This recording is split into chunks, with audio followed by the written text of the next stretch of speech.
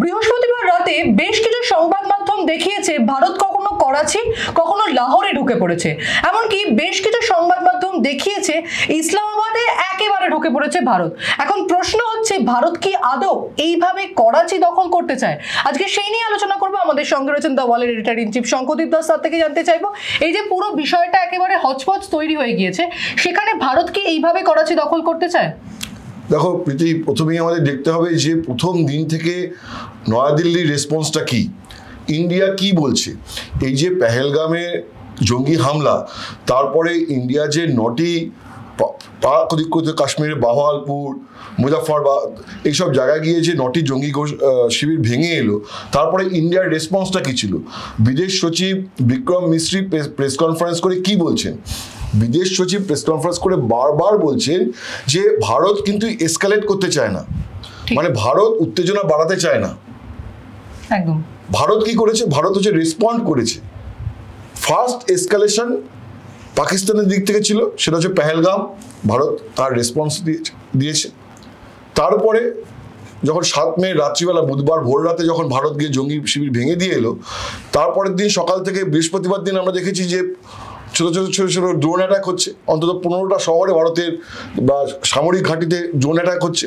ভারত সেটাকে প্রতিহত করেছে এবং গিয়ে লাহোরের এয়ার ডিফেন্স সিস্টেমটাকে ভেঙে দিয়েছে, মানে এয়ার অ্যাটাকে। পাকিস্তানের সীমানার মধ্যে ঢোকেনি কিন্তু। এবং থার্ড, আজকেও যে দেখেছি যে বিক্রম মিস্ত্রি বলছেন যে অন্তত 300-400 ছোটো ছোটো ড্রোন অ্যাটাক হয়েছে। এবং আজকেও বিক্রম মিস্ত্রি বলেছেন যে ভারত এসকালেট করতে চায় না। তো যারা এই চ্যানেলে বসে খালি বলছেন বা তথ্য ছাড়াই, আমার দেখে খুব অবাক লাগছে, বলছেন যে আইএনএস বিক্রান্ত থেকে পাকিস্তানের করাচি বন্দর ধ্বংস করে দেওয়া হলো।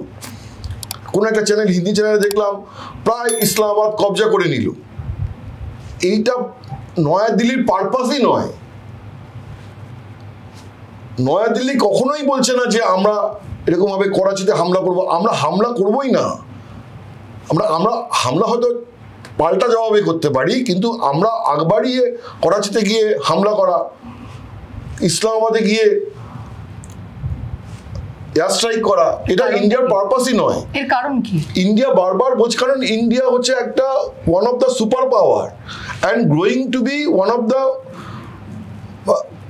Big power, right? মানে আমেরিকা, চীন, তারপরে রাশিয়া, এরপরে ভারত একটা বড় শক্তিধর রাষ্ট্র হিসেবে নিজেকে তুলে ধরতে চায়। একটা 5 ট্রিলিয়ন ইকোনমি, একটা বড় দেশ, একটা রেসপন্সিবল কান্ট্রি। তো সেইখানে একটা প্রতিবেশী দেশকে নিজে থেকে এসকালেট করে, টেনশন বাড়িয়ে তার করাচি বন্দরে হামলা করে দেওয়া বা তার ইসলামাবাদ দখল করে নেওয়া, এটা কিন্তু ভারত পারপাসই নয়। কারণ নয়াদিল্লি জানে যে আজকে মার্কো রুবিও বা আমেরিকা যখন বলছে যে ওই কনফ্লিক্টে আমাদের কোনো মাথা ব্যথা নেই, কিন্তু যখন ভারত আগ বাড়িয়ে গিয়ে করাচিতে হামলা করবে বা পাকিস্তানে বা ইসলামাবাদ দখল গিয়ে হামলা করবে, তখনই এই দেশগুলো স্যাংশন আরোপ করবে। দ্বিতীয় কথা হচ্ছে যে পাকিস্তানের অ্যালাই চীন। তার ফলে এই যে দ্বিপাক্ষিক যে টেনশনটা, সেটা দ্বিপাক্ষিক থাকবে না, একটা মাল্টিল্যাটারাল একটা জায়গায় চলে যাবে। এই জায়গাতে এসকালেট করতে ভারত চায় না। তো ফলে যারা চ্যানেলে বসে বসে একটা হাওয়া গরম করছেন যে পাকিস্তানে করাচি বন্দরে আইএনএস বিক্রান্ত আরব সাগরে একটা মহড়া দিচ্ছেন।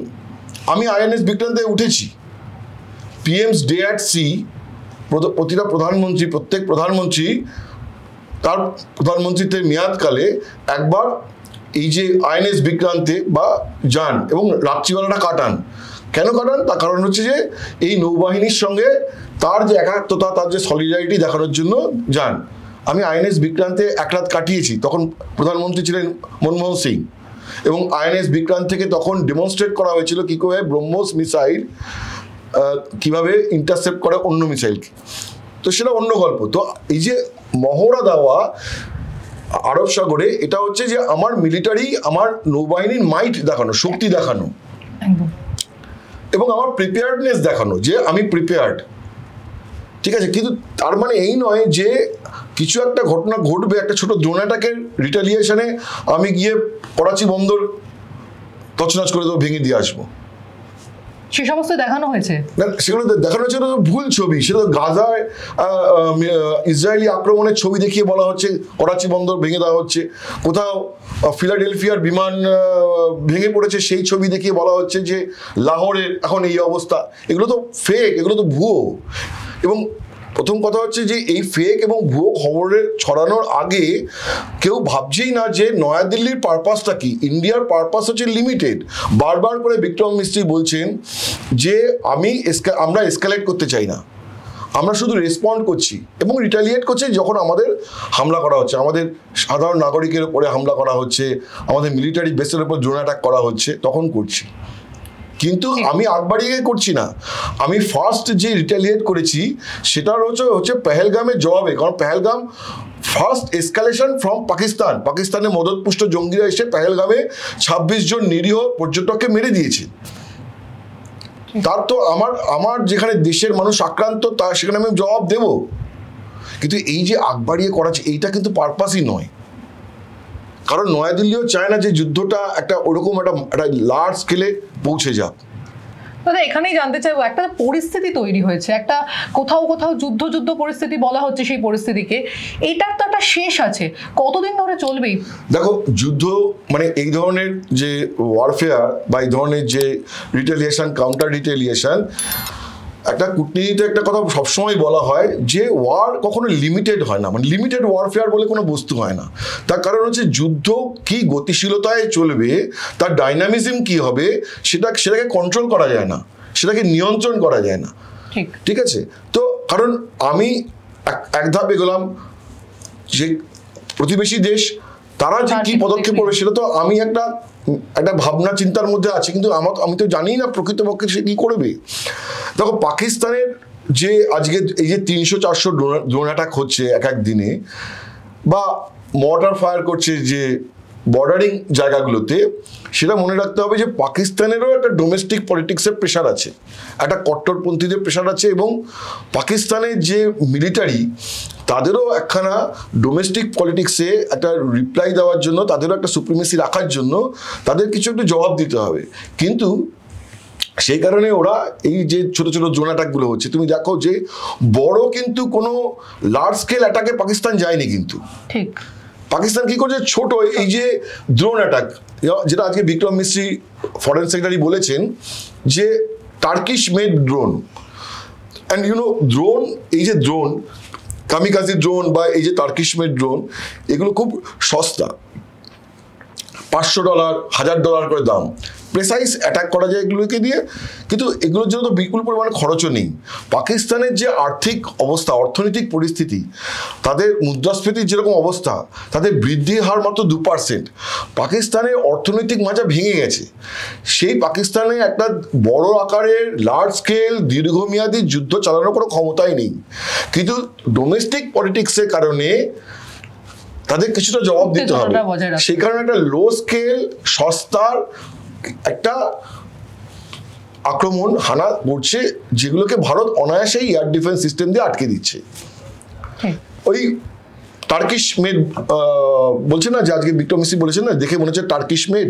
তো টার্কিশ মেড, তুরস্কে তৈরি কিছু ড্রোন, যেগুলো $500, $1000 করে দাম, সেগুলোকে দিয়ে কিছু অ্যাটাক করা হচ্ছে। মানে খুব একটা সস্তার একটা ব্যাপার, যেটুকুনি ওরা করতে পারে।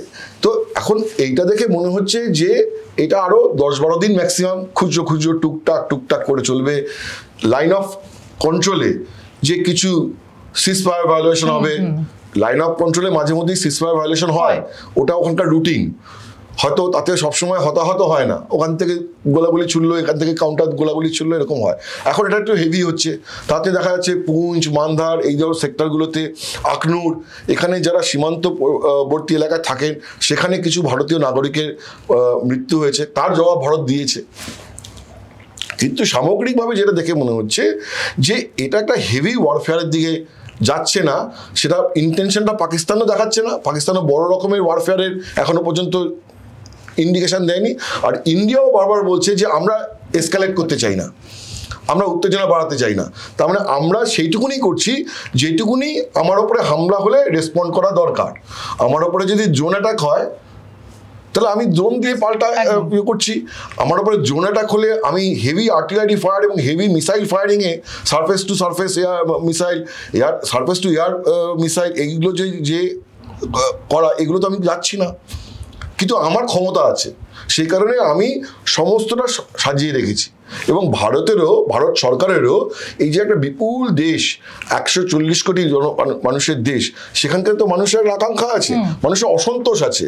যেভাবে 26 জন নিরীহ পর্যটককে মারা হয়েছে, একটা বিপুল পরিমাণে অ্যাঙ্গার আছে পাকিস্তানের বিরুদ্ধে। সেই অ্যাঙ্গারটা কোনো যুক্তি মানে না। তাদের কাছে মনে হয় যে পাকিস্তানে গিয়ে হামলা করে আসুক, পাকিস্তান তছনছ করে দিই, পাকিস্তান দখল করে নিক, পাকিস্তান দখল করে করবোটা কি?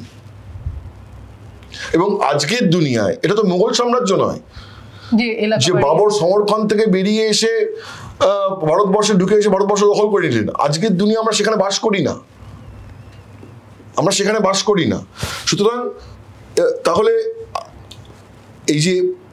এই উপমহাদেশে ভারতের অবস্থানটাও তখন ওরকম সুস্থির থাকবে না, আন্তর্জাতিক প্রেশারও কাজ করবে। ঠিক, রাষ্ট্রসংঘ বলে একটা বস্তু আছে, এরকমভাবে হামলা করে করতে দেবে না। তো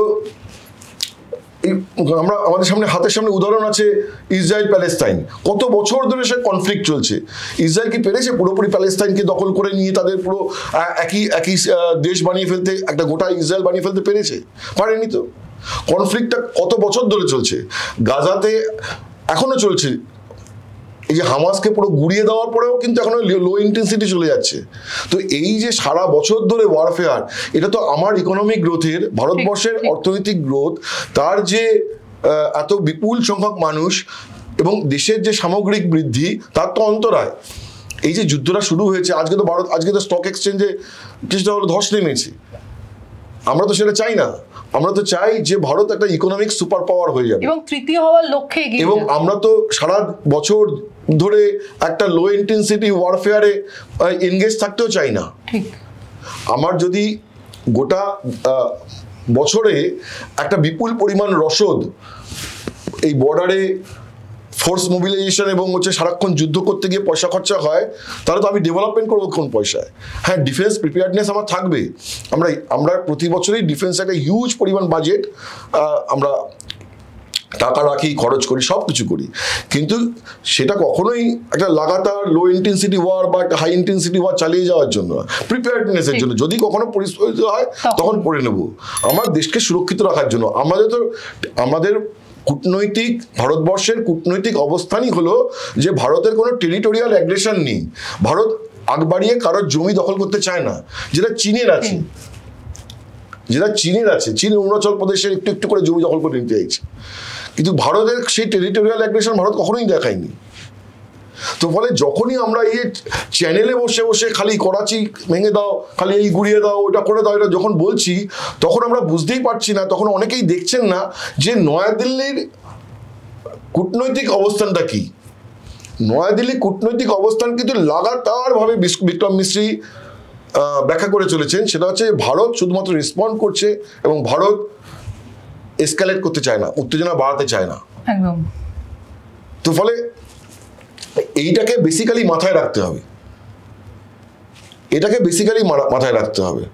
মাথায় রেখে তারপরে বুঝতে হবে যে তাহলে সিচুয়েশনটা কোন দিকে যাচ্ছে।